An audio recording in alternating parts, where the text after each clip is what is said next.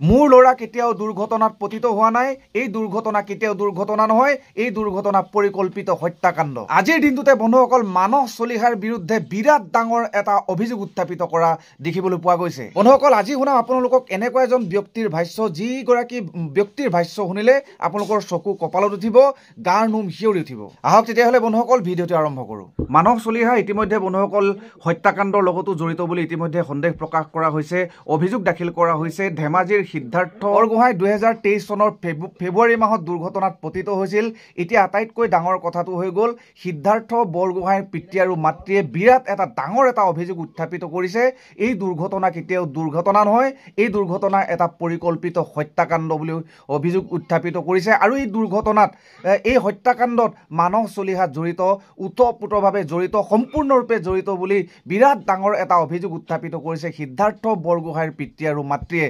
বিৰাট ডাঙৰ এটা শিহৰণকাৰী বৰ্ণনা সংবাদ মাধ্যমৰ আগত প্ৰেৰণ কৰিছে, কিয়নো তেওঁলোকৰ মাজত এটা ব্যৱসায়ৰ সম্বন্ধ এটা সৃষ্টি হৈছিল আৰু এই ব্যৱসায়টোত বিৰাট মোটা অংশৰ টকা এটা 20 লাখ 30 লাখ টকাৰ এটা ট্ৰেনজেকশ্যন হৈছিল, লেনদেন হৈছিল তেওঁলোকৰ মাজত। আৰু এই লেনদেনৰ বাবে পৰিকল্পিতভাৱে সিদ্ধাৰ্থ বৰগোহাঁইক হত্যা কৰিছে বুলি পিতৃ মাতৃয়ে বিৰাট ডাঙৰ এটা অভিযোগ উত্থাপিত কৰিছে। মানস চলিহা নামৰ যিজন তেওঁক খুব আলু পিঁয়াজ বেপাৰী বুলি জানিছিলোঁ।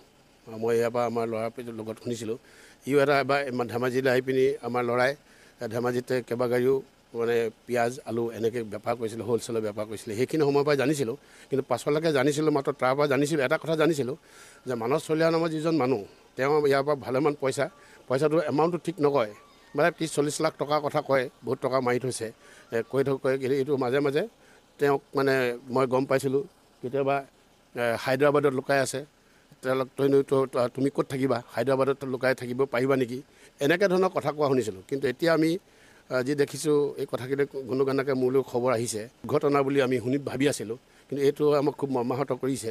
এইটো যে পৰিকল্পিত হত্যা বুলি খবৰবিলাক কেইবা ঠাইৰ পৰা মোলৈ খবৰ আহিছে। এইটো এটা দুৰ্ঘটনা হ'বলৈ হ'লে এইটো সাধাৰণ দুৰ্ঘটনা নহয়, হয় তাক অপজিট ছাইডৰ পৰা খুন্দিয়াইছে, নহয় এইটো পাছফালৰ পৰা খুন্দিয়া তাক এনেকুৱাকৈ যিটো গাড়ীখনৰ যিখিনি স্থিতি, এই গাড়ীখনলৈ সাধাৰণতে আৰু লগত যে এজন মানুহ গৈছিলে লগত সেইজন তেওঁতো একো বিশেষ হেৰি হোৱা নাই। মানস বৰগোহাঁই যদি এই কথাষাৰ যদি স্বীকাৰ কৰিছে তেতিয়াহ'লে নিশ্চয় এইটো এটা ডাঙৰ এটা পৰিকল্পিত হত্যাকাণ্ড হ'ব। ইতিমধ্যে বন্ধুসকল ধেমাজিৰ সিদ্ধাৰ্থ বৰগোহাঁইৰ পিতৃৰ ভাষ্য আপোনালোকে নিশ্চয়কৈ শুনিবলৈ পালে। এতিয়া দেখিবলৈ পোৱা গৈছে ইটোৰ পিছত সিটো অভিযোগ মানস চলিহাৰ ওপৰত দেখিবলৈ পোৱা গৈছে। বন্ধুসকল এটা সপ্তাহত ইমানবোৰ অভিযোগ আৰু এজন মানুহৰ ওপৰত ইমানবোৰ অভিযোগ, তেতিয়াহ'লে কিমান ক্ৰাইম হ'ব লাগিব, এই ভিতৰত কিমান মানুহ জড়িত থাকিব লাগিব, কিমান ৰহস্য সোমাই থাকিব লাগিব।